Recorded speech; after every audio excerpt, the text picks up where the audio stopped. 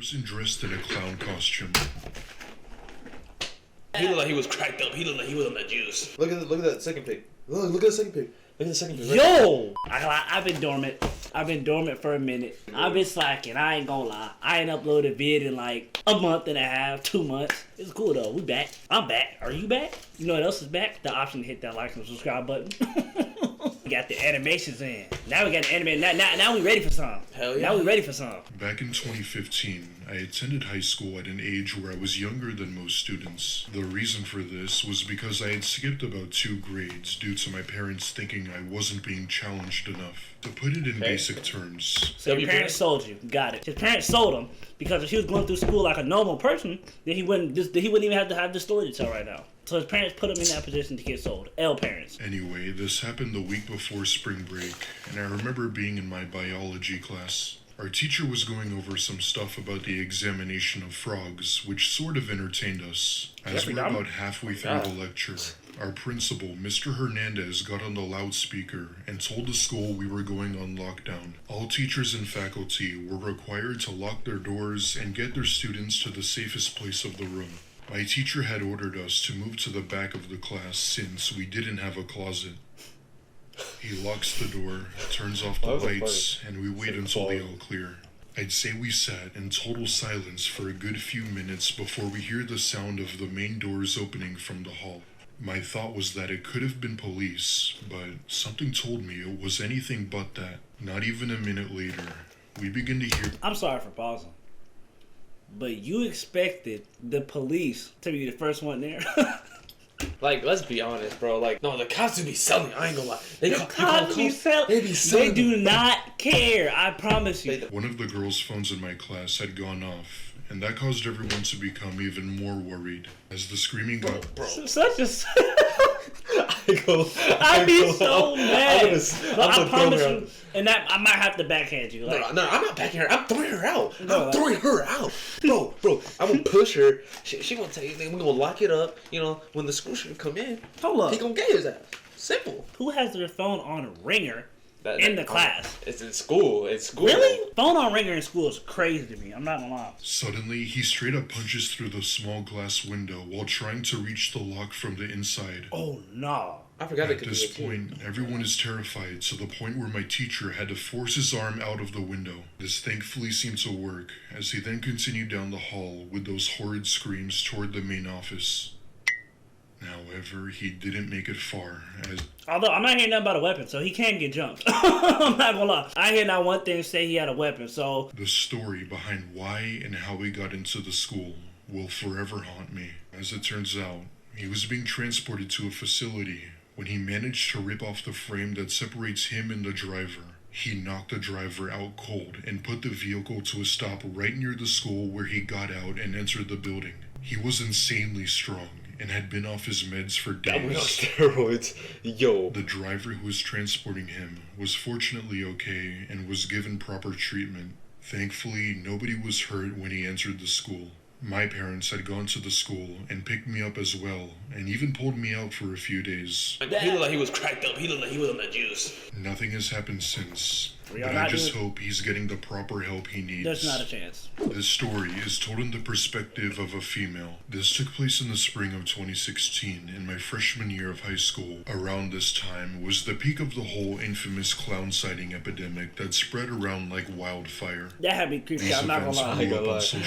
I'm not gonna lie. During that time, I'm so glad I couldn't drive. Facts. I'm so glad I couldn't drive. I just thought about that too. I'd be so like, I promise you, I'm never driving at night. In my mind, I had thought that it wasn't as serious as some people thought. This happened on March 25th of 2016, where I was in my last period of the day. I was in history class, and we had just finished up an assignment on the Titanic and the history of it. At one point, I asked my teacher if I could use the restroom for a minute, since I had completed the project early.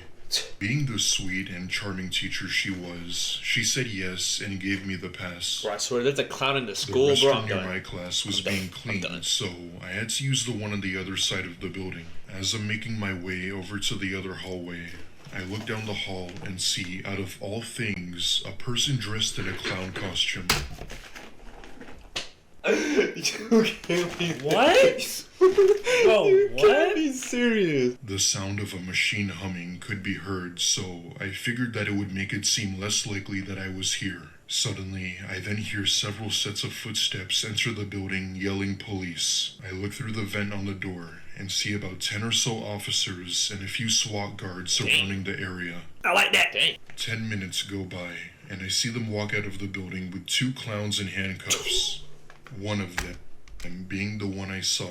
The other one had this sort of samurai machete thing that was in fact real. Turns out, these 2 clowns actually went to my school, but had gotten suspended for their behavior. They then went on to say that it was just for the trend, and that they didn't intend to actually harm anyone. However, police weren't buying it, and arrested them no matter what the intentions were. After that, I eventually came out of the room and walked over to them to explain what had happened. That's sort of crazy. A clown bringing a sword is crazy. And you gonna tell the cops, that wasn't our intention. You know, we were just trying to throw like a prank or the trend. Like, and you gonna have a sword behind you? Like, bro, come on. Even with that whole situation, I still heard of many reports of people encountering clowns and almost getting hurt. Thankfully, nothing like that has ever happened again. Imagine that train comes back.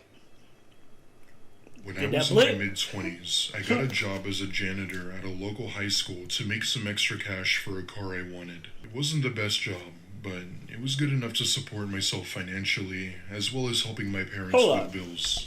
It was extra cash for...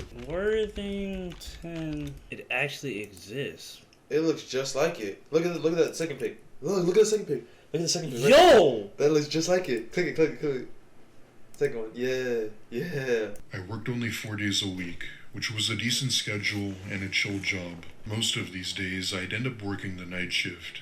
But one day, I had been called in for a day shift. Night shift is crazy to me. The reason for this was because of some stupid prank that a few seniors had done for the end of the year. Every year, all of the seniors would throw what's called a senior prank, which was amusing to them, but definitely not the janitors. Long story short, it was a food fight, so me and another janitor...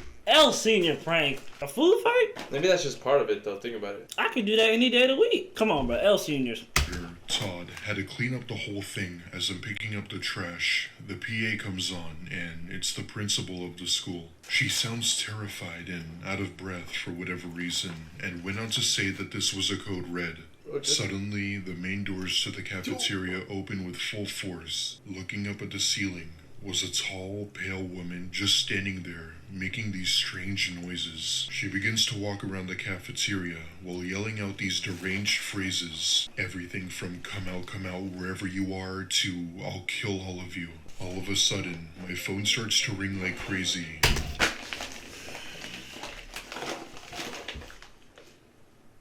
And I see that it's my mom who thankfully got my attention. It also got the attention from the woman. Yeah, I know.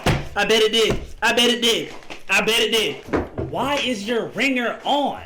Like, what? My ringer's not even on when I'm at the house. My initial thought was to somehow fight back, but we're in a small janitorial closet with little room. Seconds felt like hours as she made her way over to the closet door where I just prayed for the best. I shit you not, I actually felt like these were my last moments. She was gonna come in here and kill us. I just knew it. A knife ain't insta-kill. You got to put some work in to kill me with a knife. Hit that motherfucker with it. Come on now, bro. The cops tased her, and it was then where she was put in cuffs. As it turns out, this woman had come into school through the main entrance and had assaulted both the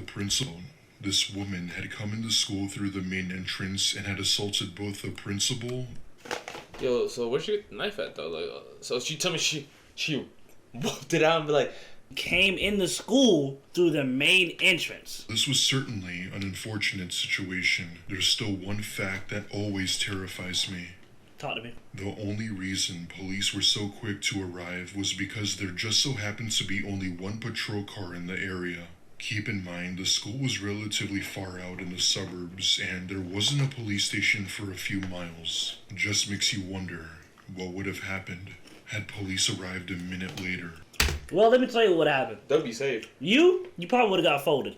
One of the luckiest kids in our high school that had the privilege of driving into school about halfway through the day. Our school day was divided into 9 periods. The day started out like any other. I remember the steam pouring off my coffee cup was intense that morning, but the heat was a refreshing contrast to the cold bite of the winter air. I loaded everything up into my car and drove the 8 miles to get to my school.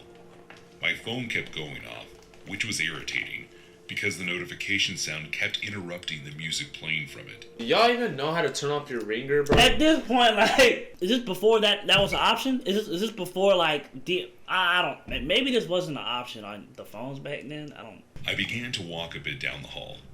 That was when I noticed that all the classroom doors were shut, which was odd because most of the teachers like to keep them open.